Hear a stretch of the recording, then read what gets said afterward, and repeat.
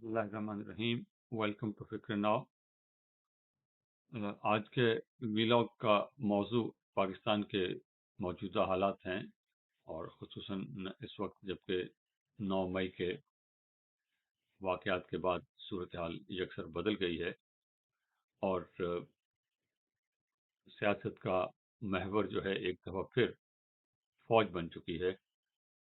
और वो फ़ौज चाहती थी नहीं चाहती थी ये अलग बहस है, लेकिन हकीकत इस होती है कि इस वक्त जो ताकत का सरचश्मा है, ताकत का जो महवर है, वो फ़ौज बन चुकी है, क्योंकि फ़ौज के ख़िलाफ़ ही बगावत थी। वो बगावत किसने की, उनमें से कुछ अपने किरदार को काफिर किरदार को पहुंच चुके हैं, पहुंच जाएंगे। और जो भी उसके करता धरता थे, उनमें से कोई भी शख्स किसी रियायत का मुस्तहिक नहीं है। उसके खिलाफ सख्त सख्त कानूनी कार्रवाई होनी चाहिए। लेकिन उससे अगला सवाल फिर ये है कि ये हुआ क्यों।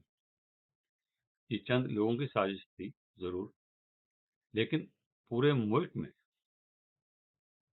हज़ारों की तादाद में लोग जो हैं वो किस तरह इस गुमराह कुन प्रोपेगंडे का शिकार हुए, किस तरह वो निकले और फ़ौज की तनसीबात पर, फ़ौज के मुकद्दस जो हैं निशानात, उन पर हमलावर हुए, और वो किस तरह वो नारे लगा रहे थे जिना हाउस के अंदर कि इनकलाब आ चुका है।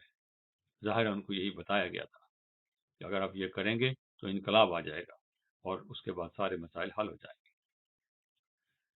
तो ये तो जो साजिश करने वाले हैं उनका उनका मसला है, और ये उनको, आप लोगों को, फौज को और गवर्नमेंट को, अदलिया को, ये उनको उनको निमटना है इनसे। लेकिन जो ज़्यादा संजीदा सवाल है वो ये है कि फौज के खिलाफ ये नैरेटिव कामयाब क्यों हुआ, क्यों उनको ये जुर्रत हुई इन लोगों को, आज तक किसी को नहीं हुई कि वो फौज पर इस तरह चढ़ दौड़े, इस तरह हमलावर।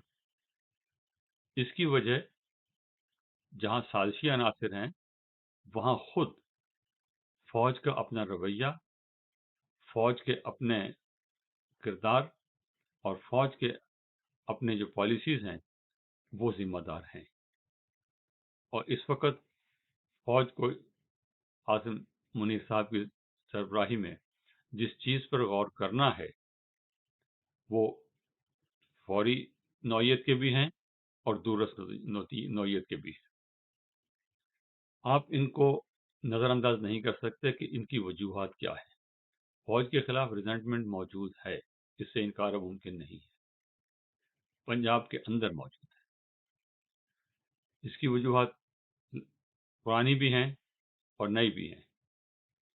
नई वजूहात में तो आपका इमरान प्रोजेक्ट है, जो इस फौजी ने किया या उस फौजी ने किया, इस जर्नल ने किया उस जर्नल ने किया, आम आदमी को इससे बहस नहीं।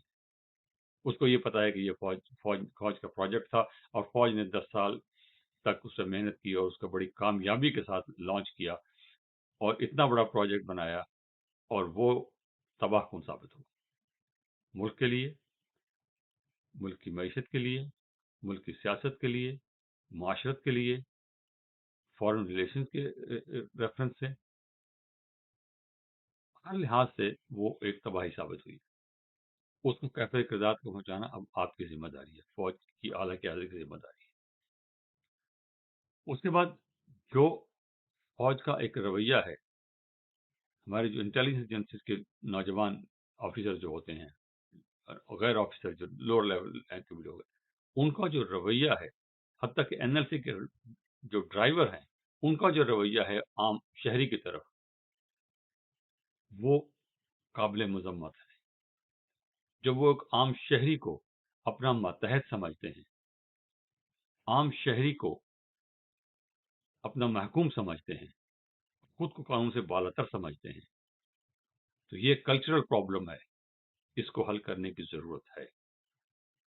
ये आपको एनएलसी के ड्राइवर से लेके ऊपर तक इस बात समझानी पड़ेगी कि फौज पाकिस्तान की हुक्मरान नहीं है। दूसरी बात यह है कि खुद एनालिसिस करने की जरूरत है कि जितनी पॉलिसीज भी बनाई गई हैं जो फौज के इस्तार पर बनाई गई हैं, ان کا نتیجہ پاکستان کے لیے اچھا نہیں نکلا. اب وہ جنگ کا مسئلہ ہو، سن 65 کی جنگ ہو، یا 71 کا جنگ ہو، یا عمران پروجیکٹ ہو، افغانستان کا مسئلہ ہو، یا ہندوستان کا مسئلہ ہو، یا کشمیر کا ہو، کسی بھی مسئلے پہ آپ دیکھ لیجیے، جو بھی پروجیکٹ جس طرح بھی پالیسی پہ اصرار کیا ہے، اس کا نتیجہ اچھا نہیں نکلا، اور اس کی سزا جو ہے عام آدمی کو مل رہی ہے. فیٹک کا جو وار ہم پہ لٹکتی رہتی ہے، اس کی وجہ کیا ہے؟ سب کو معلوم ہے کیوں ہم نے وہ پالیسیز اپنائی، جبکہ ہم پر مقصد حاصل نہیں کر سکے. مسائل سب لوگوں کے ہیں، سب ممالک کے مسائل ہیں. چین کا مسئلہ ہم سے کوئی کم سنجیدہ نہیں ہے تائیوان والا، لیکن اس سے پہلے ہانگ کانگ کا تھا. چین اگر چاہے تو ہانگ کانگ پہ قبضہ کر سکتا تھا، لیکن انہوں نے 1997 تک انتظار کیا کہ بلاخر جائیں گے انگلستان والے اور یہ ہمارے حوالے کرنا پڑے گا. تائیوان کا بھی وہ انتظار کریں گے. ہم بے صبری کے شکار رہے ہیں، اور ابھی بھی ہیں کہ فوراً پکڑو، فوراً کرو، فوراً کشمیر آج ہی دے دو. نہیں لے سکے. اور آج دیکھ لیجئے کہ باقی دنیا کہاں سے کہاں پہنچ گئی، اور ہم اسی نقطے پہ اٹکے. ہندوستان کا چین کے ساتھ کتنی کی محبت ہے، کتنی دوستی ہے، سب کو پتا ہے. جنگیں ہو چکی ہیں. ابھی کچھ عرصہ پہلے چین نے ان کے سپاہی آ کے مارے ہیں ننگے ہاتھوں سے، بغیر بندوقوں کے سپاہی مارے ہیں. اور ہندوستان کوئی ریٹیلیٹ نہیں کر سکتا. لیکن اس کے باوجود ہندوستان کی تجارت جو ہے وہ چین کے ساتھ چل رہی ہے. اور پچھلی سال تک چین سب سے بڑا تجارتی پارٹنر تھا انڈیا کا. اب ڈیفنس مسائل کی وجہ سے اور کچھ انویسٹمنٹ کی وجہ سے امریکہ آگے آ گیا ہے، لیکن ابھی بھی چین جو ہے نمبر 2 انڈیا کا پارٹنر ہے ٹریڈ میں. اور ٹریڈ جو ہے وہ ہیویلی چائنا کی فیور میں. یہی حال امریکہ کا ہے. پچھلے سال کی جو تجارت ہے چین کی اور امریکہ کی 692 ارب ڈالر ہے. 692 ارب ڈالر. اس میں سے 580 کے قریب چائنا کی ایکسپورٹ امریکہ کو ہیں، اور امریکہ کی جو ایکسپورٹ ہے چین کی طرف وہ 100 سے کچھ اوپر ہے. فگر میں تھوڑی بہت آگے پیچھے بات ہو سکتی ہے، وہ ڈیپینڈ کرتا ہے کہاں سے، لیکن ٹوٹل فگر جو ہے وہ 672 ہے، 692 ہے. اور چائنا کی ایکسپورٹ جو ہے balance of trade heavily, very heavily وہ چائنا کی فیور میں ہے. لیکن ہم لوگ جو ہیں وہ انڈیا سے تجارت نہیں کرتے. انڈیا کی بنی ہوئی چیزیں ہم دبئی سے جا خریدتے ہیں. یہ کہاں کی عقل مندی ہے؟ پھر کنیکٹیوٹی کا اتنا پرانا ہمارا مطالبہ ہے سول لیڈرشپ کہ آپ کنیکٹیوٹی جو ہیں وہ کنیکٹیوٹی ہب بنائیں اس کو، لیکن ہم مصر رہے نہیں کرنے دیا. شاہ ایران جو ہے وہ ہم سے راستہ مانگتا تھا کہ ہم انڈیا سے تجارت کرنی ہے. ہم نے کچھ ایسے ٹرک جانے دیے، پھر ہم نے کہا جی ہماری سڑکیں بہت کمزور ہیں، ہم آپ کو ٹرک نہیں جانے دیتے. ہمیں پیسے مل رہے تھے اس کے، لیکن ہمیں کہا انڈیا کو فائدہ نہیں ہونا دینا. سوویت یونین ٹوٹ گیا، سینٹرل ایشیا کے ساتھ آپ کا تھا وہ اب تک نہیں ہونے دیا. اب آ کے سوچ بدلی ہے، لیکن دنیا کہاں سے کہاں پہنچ گیا. ہم اس بس کی تلاش میں جو بس اسٹیشن جا چکی. اسی طرح افغانستان میں سویلین لیڈرشپ نے کہا کہ جو حکومت بنی ہوئی ہے آپ اس کو قبول کریں، اس کے ساتھ کام کریں. افغانستان نے کبھی پاکستان کو تسلیم نہیں کیا. یونائٹڈ نیشن میں جب پاکستان ممبر بنا ہے یونائٹڈ نیشنز کا سن 47 میں، پاکستان کے خلاف ایک ووٹ تھا، اور وہ تھا افغانستان کا، اور ظاہر شاہ کی حکومت تھی. اور اسی ظاہر شاہ کو جب ذوالفقار علی بھٹو نے ٹیک اوور کیا تو سب سے پہلا دور جس ملک کیا تھا ملک کا افغانستان کا کیا.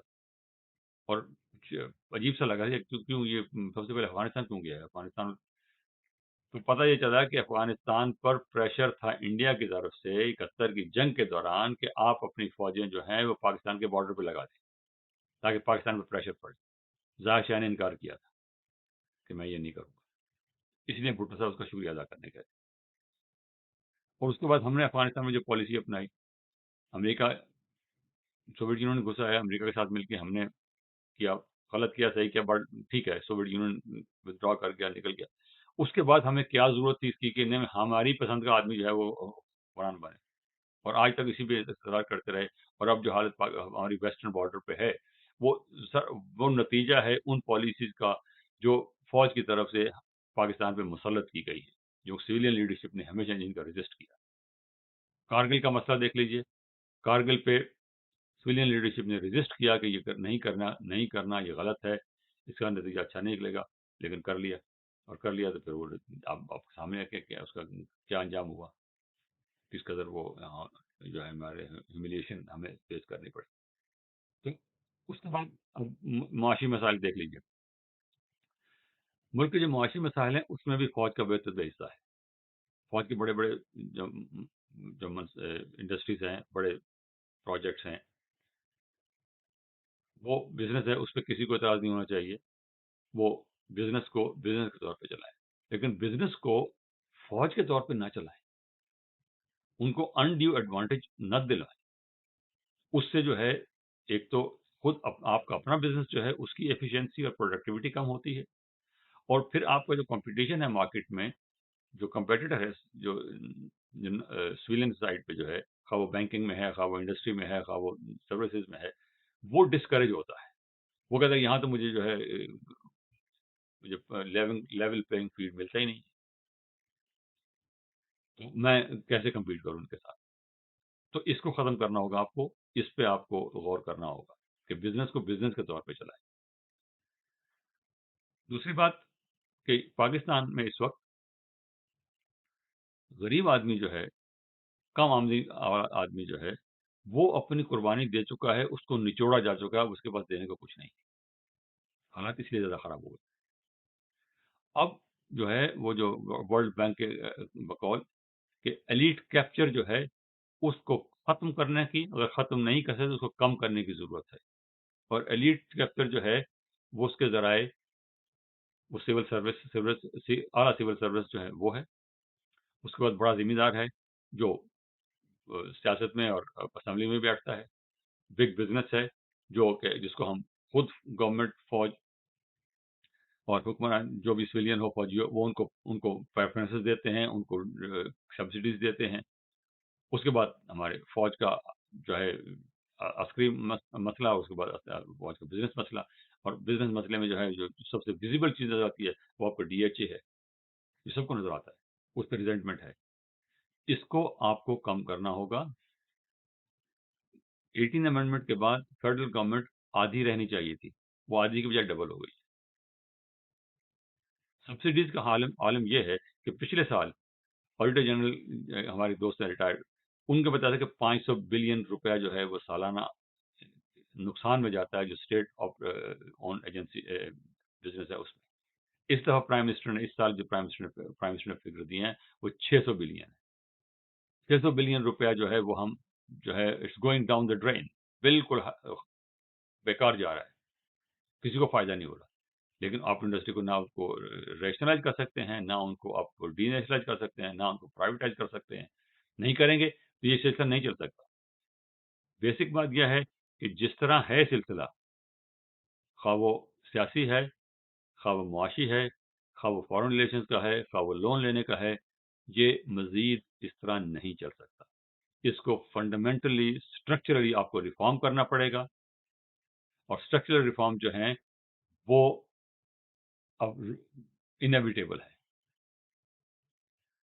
آپ کم از کم ریئل اسٹیٹ کو روکیے جس میں کہ آپ کو بلینز آف ڈالرز جو ہے وہ اس میں پھنسا ہوا ہے، جو ٹوٹلی نان ڈیولپمنٹل ہے.